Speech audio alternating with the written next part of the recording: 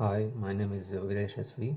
Today, I wanted to discuss about the concept of doership as per uh, the Bhagavad Gita, the uh, concept of free will, whether we are really the uh, doer of all our activities, or we are just the observer, and whether we are really free to do our actions.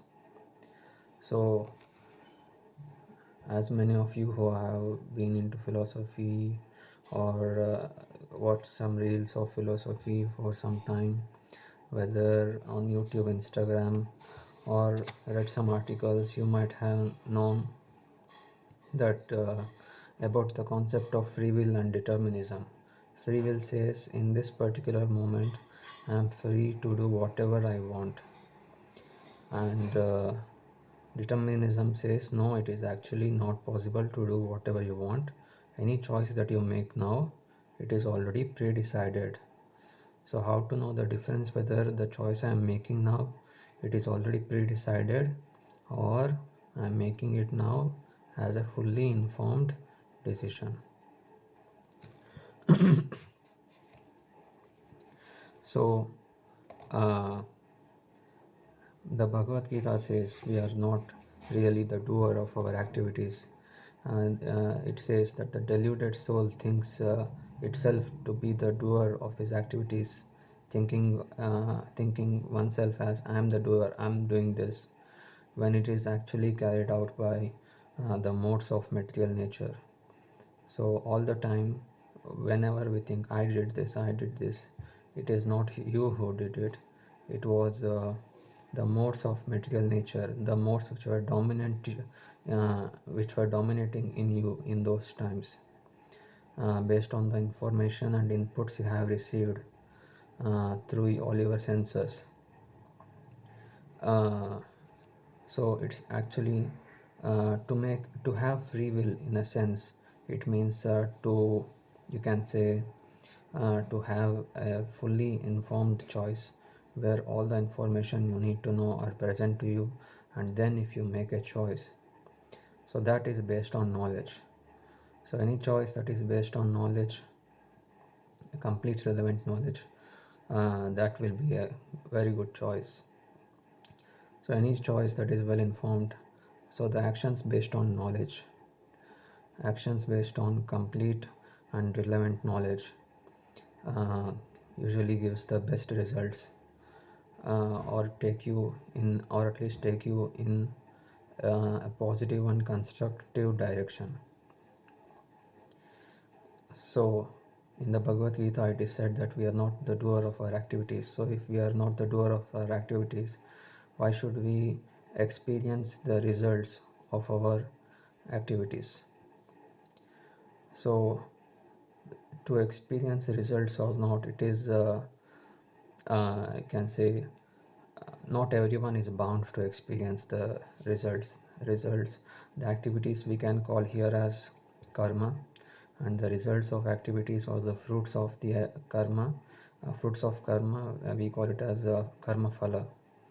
So uh, everyone is not bound to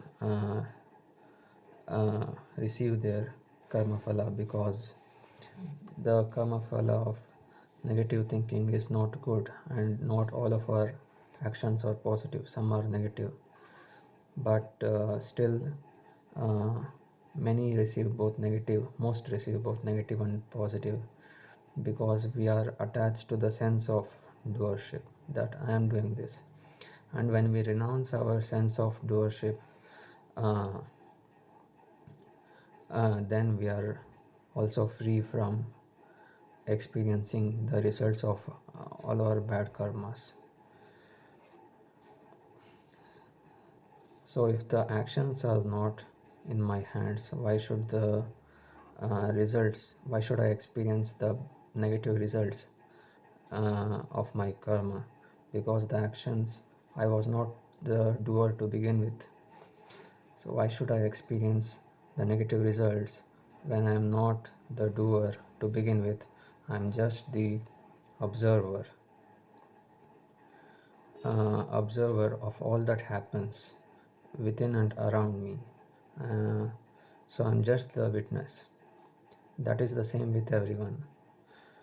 So the soul or the self, it is called as akarta, non-doer, uh, aprabhu. That means it is also not.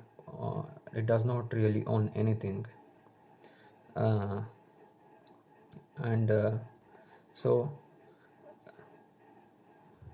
here it says, is it the one who deems and thinks himself as the doer of his activities?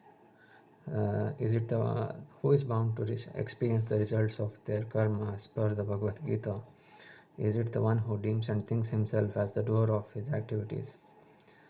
So one who deems and thinks himself as the doer of his activities, he is bound to experience the results of his karma, both good and bad. But if we give up the sense that I am doing this, or by the when can we give up the sense that we are doing anything? We can only give up that sense of doership when we have sufficient knowledge, sufficient knowledge of this doership and agency, that if we receive sufficient knowledge, so then we can, out of the by the grace of that knowledge, renounce the sense of doership.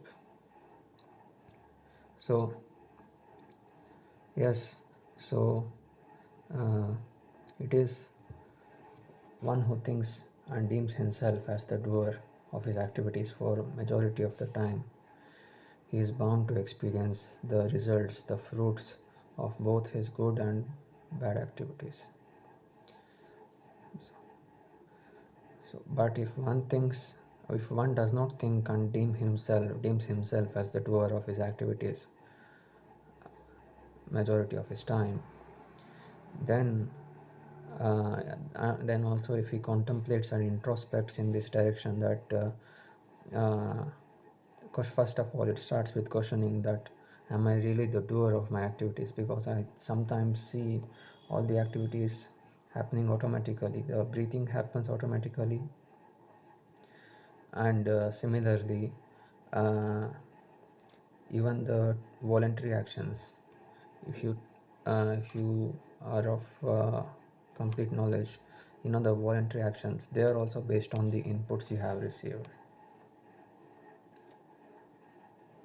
So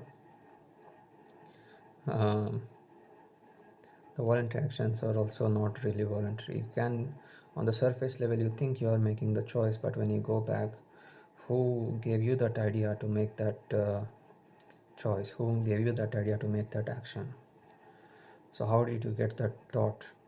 So we know that we can trace back, at least artificially, the cause of our bodily movements, the voluntary actions, or why I raised my hand, because I ordered my brain to raise my hand, and it did. But who gave me that thought in my mind, that the idea? Who gave me that idea? That means where does the thoughts come from really? Why did I receive that thought in that particular moment? So no one knows where the thoughts come from. We think the thoughts comes from the brain, but the brain is only the receiver. It is not the generator of the thoughts. So that is all for today. Hope you learned something, or I sparked some questions in your mind. Hope my information brought some curiosity in you and inspired you in some way, and inspired you some way to go deep into this topic. That is all for now. Thank you.